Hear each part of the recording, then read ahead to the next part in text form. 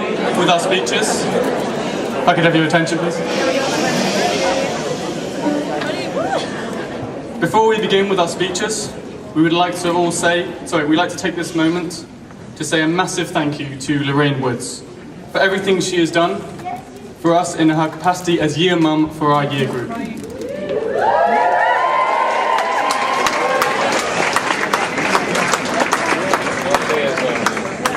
She has done an enormous amount of work for us, much of it in the background and beyond what would be expected for an unpaid job.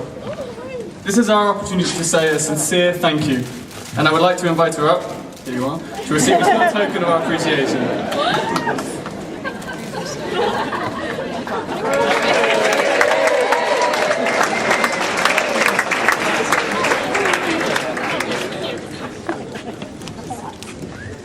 Wow. I cannot believe that I am standing here now, giving this final speech at our graduation. I've got to say that the last few months have dragged on at times, and the exam pressures and schedules seemingly never-ending, especially when those pesky IB people finish so early.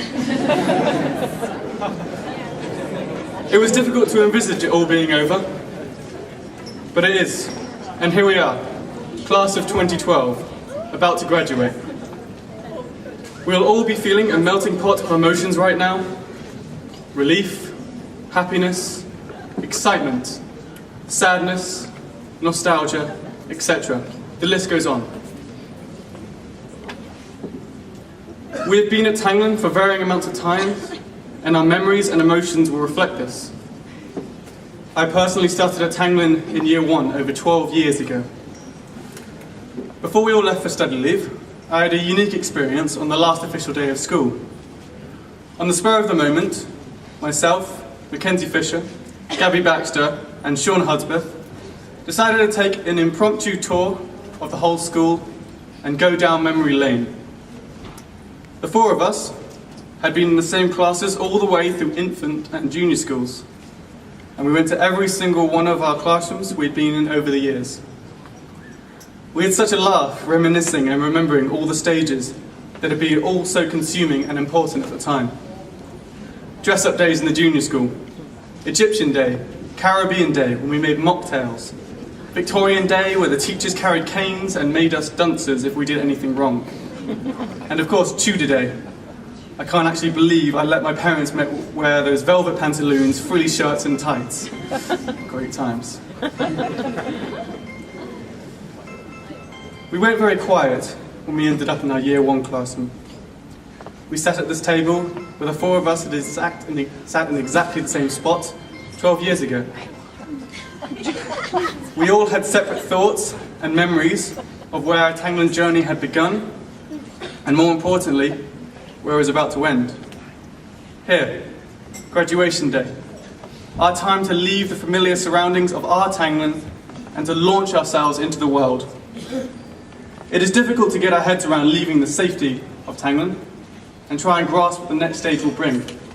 But today, class of 2012, we celebrate. We celebrate goodbyes and farewells. We celebrate success and hard work. We celebrate long-lasting life, changing friendships. We celebrate having been part of such an amazing school. It's funny looking back, because as a year group, starting in year 7, I think we all secretly knew that we were never to be known as a year that was going to set Tanglin alight. We were known as a bit of a handful, not the brightest year, and not a year to do anything exceptional. In fact, I remember after our GCSE results, when we had that first assembly back at school, and rather than the usual, these are the best GCSE results ever, or percentage-wise, there were more A stars than ever before, the teacher who delivered the speech said something like, "You all did very well, year 11, and the top 5 students got excellent grades." We were all like, oh, okay. Anyway, I would like to think that having finished our time in sixth form, we have proved that we are an exceptional year.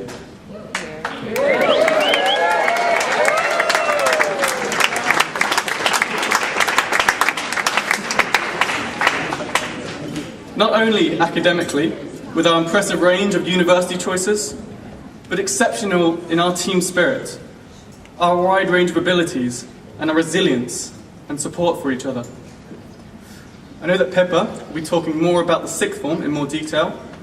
I personally would like to thank each and every teacher, tutor, head of year, and head teacher that I have spent time with over the last 2 years, for their unwavering support, for their respect in treating us like adults, and their genuine desire for each and every one of us to achieve our best. It can't be easy being a teacher for this important age group, when there is so much pressure for academic results and so much pressure to produce well-rounded, mature adults at the end of it. In fact, I heard that there are actually 2 main reasons to want to be a teacher: July and August.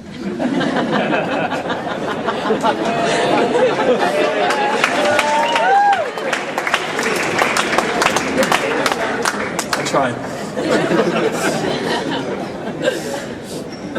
And I guess that just leaves me with one more group to say thank you to. That's you, our parents. We can look back at our school days and think of the time when, oh, it's so stressful, and oh, so-and-so is not my friend anymore, and I haven't completed my coursework, I am so dead, and so on. But for all these perceived pitfalls and hardships, throughout our childhood, remember our parents had to go through it in varying ways as well. We started off our journey of GCSEs with 4 of the most stressful academically challenging years ahead of us. And at the same time, we were going through the teenage years. So, while we were busy slamming our bedroom doors and telling our parents they don't understand us, grunting our way through family meal times, and lying on the sofa all day recovering from a hangover, our parents were here in the background, trying to keep the peace, making sure we were revising, giving us balanced meals, picking us up from exams at 10 o'clock, and so on.